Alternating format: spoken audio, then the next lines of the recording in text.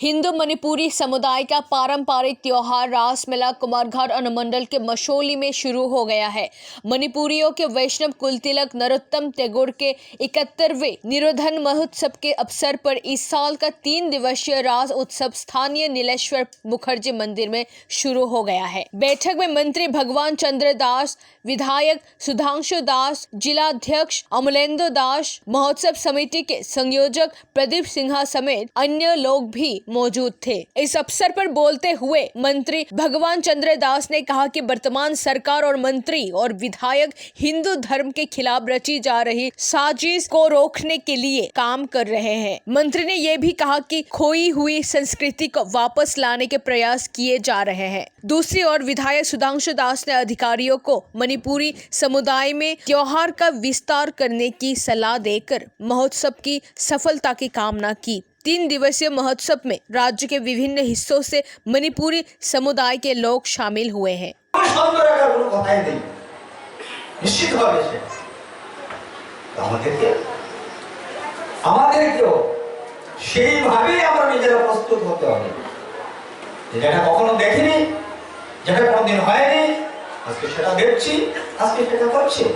स्वाभाविक कारणे आगामी दिने এটা আরেকটু বাড়বে, একটু সাপোর্ট বেশি হবে, আর তার জন্য আমরা কাজ করে যাচ্ছি।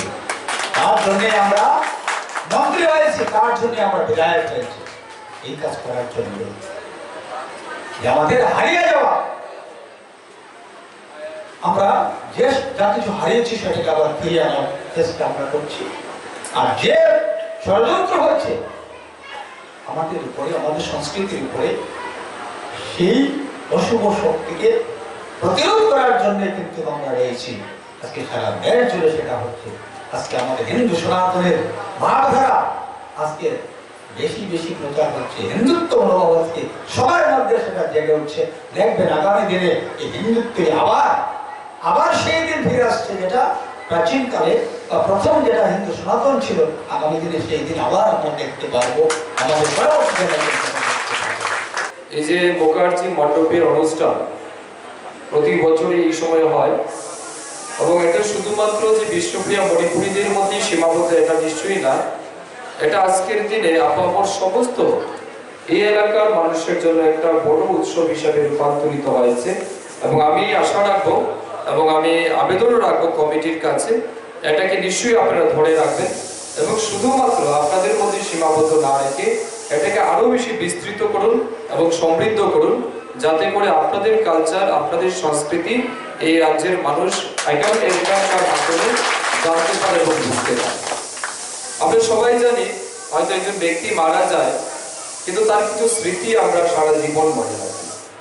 আর তার চাইতে বড় কথা হচ্ছে, কোনো ব্যক্তি যখন কোনো একটা বিচারধারাকে প্রতিষ্ঠা করে, সেই বিচারধারাটা ব্যক্তি যতদিন বেঁচে থাকে ততদিন যেমন থাকে, ঠিক তেমনি মারা যাওয়ার পরেও কিন্তু বিচারধারাটা যদি সর্বজন গ্রাহ্য হয় তাহলে এটা যুগ যুগ ধরে চলে। এবং এটারই নিদর্শন কিন্তু আমরা আজকে এখানে লক্ষ্য করছি। এই যে বৈষ্ণব কুলতিলক নরোত্তম ঠাকুরের যে বিচারধারা, এটা কেন আজকে এখানে উৎসব করা হচ্ছে? ওনার বিচারধারা, এই যে আমাদের সনাতন হিন্দু সংস্কৃতির মধ্যে উনি যে কাজগুলি করে গেছেন এবং ওনার দেখানো পথ, ওনার দেখানো নিদর্শনগুলি আজকে এই জেনারেশন ফলো করছে, এবং আমি বিশ্বাস করি এটাকে আরো যুগ যুগ ধরে ফলো করবে।